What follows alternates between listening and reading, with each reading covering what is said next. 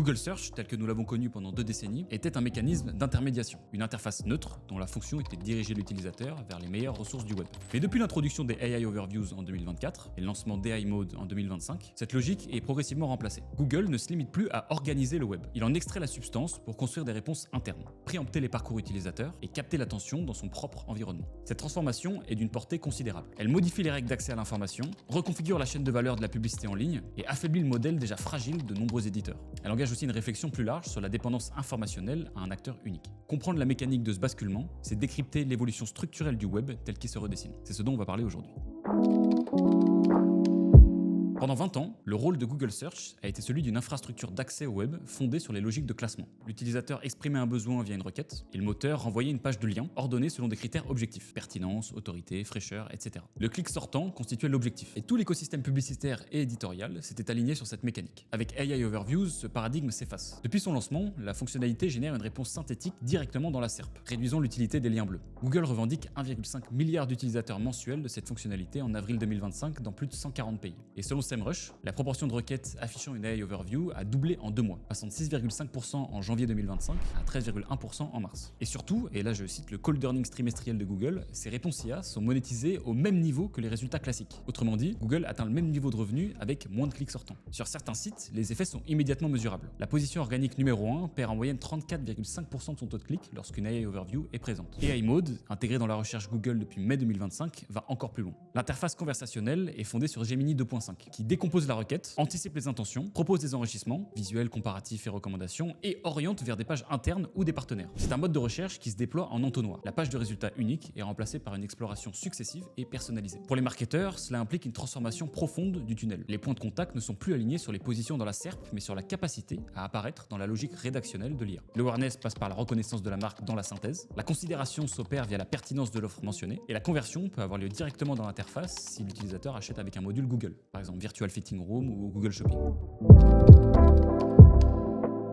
L'efficacité des AI Mode repose sur la structure technique de Google, une interconnexion de ses produits, donc Search, Gmail, Drive, Maps, Chrome, etc., et une capacité à mobiliser les données issues de ses usages pour calibrer chaque réponse. Lors de Google I.O., Sundar Pichai explique que Gemini peut personnaliser une réponse selon les emails récents, les habitudes de langage et les documents stockés dans Drive. L'utilisateur n'interagit plus avec un moteur générique, mais avec une IA adaptée à ses données comportementales et historiques. Cela décuple la pertinence perçue, mais aussi la valeur commerciale de ses requêtes. Publicitairement, AI Mode exploite les campagnes Search et Shopping existantes. Les annonces sont injectées dans le fil conversationnel, avec les mêmes modèles de pricing, donc CPC, CPA, ROS. Les requêtes dans AI Mode sont 2 à 3 fois plus longues que les requêtes traditionnelles, ce qui indique un degré de granularité et de segmentation à fort potentiel pour les campagnes. Pour un directeur marketing, cela signifie que le ciblage ne se fait plus uniquement sur la base de mots-clés, mais sur la compréhension contextuelle des intentions. Les campagnes doivent s'aligner sur des signaux faibles, être adaptées au dialogue, à la reformulation et à la personnalisation. Les assets publicitaires, donc les titres, descriptions, pages de destination, sont générés dynamiquement par AI Max. L'optimisation se fait à la volée. Ce n'est plus la campagne qui structure les résultats, c'est le résultat qui module la campagne. Cette configuration avantage les marques qui disposent de profondeur d'offres, de contenu adaptable et d'une stratégie omnicanale solide. Elle défavorise les modèles dépendant du lien unique, de la page figée ou de l'optimisation ponctuelle.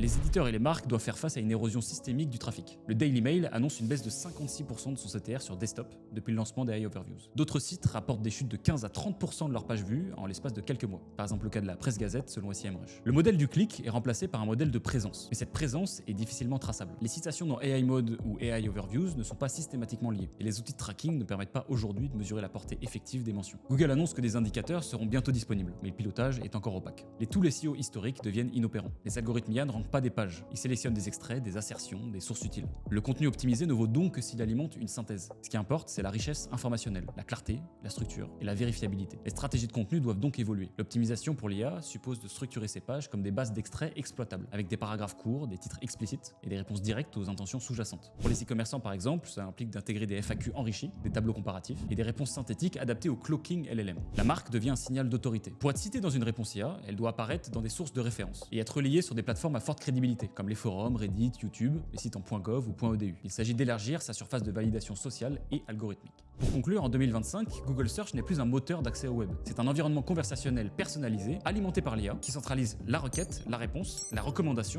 et la transaction. Pour les marketeurs, ça change tout. Le parcours utilisateur n'est plus observable, le clic n'est plus la métrique centrale, et la page de destination n'est plus le terrain de jeu principal. Les stratégies d'acquisition doivent donc se déplacer vers la captation d'attention contextuelle, la présence dans les réponses IA et l'autorité perçue comme un facteur de citation. Le web s'organise autour d'un acteur unique. Pour exister, il faut être pertinent dans la synthèse algorithmique. La logique de référencement devient une logique de contribution utile. Et le marketing digital, tel qu'il a fonctionné pendant 20 ans, est déjà en train de se recomposer.